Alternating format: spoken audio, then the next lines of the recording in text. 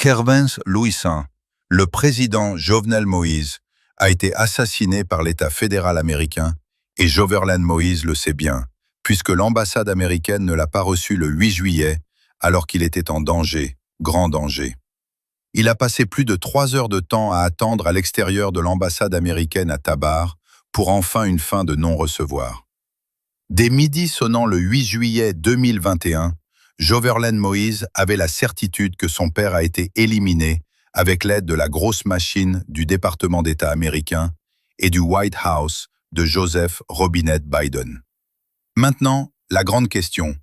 Qui auront le courage de demander à l'administration Trump-Vance de déclasser ou declassify l'enquête ordonnée par le Congrès et le Sénat américain qui a tout révélé? Il faut des hommes et des femmes de courage.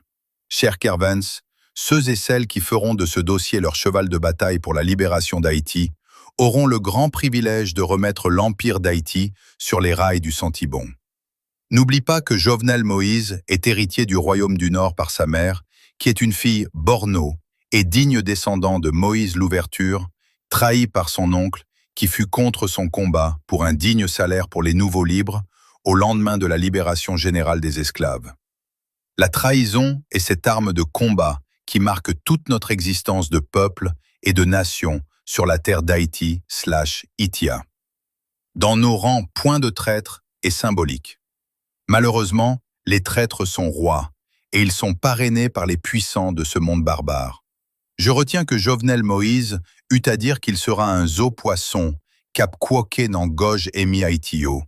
Élit ce dernier président transition qui commençait depuis le 7 février 1986 là. Il a été sacrifié avec la complicité de tout l'appareillage de l'État affranchi, comme tu le décris si bien, Kervens Louis-Saint. Justice sera rendue et faite. Kerlens Stylus.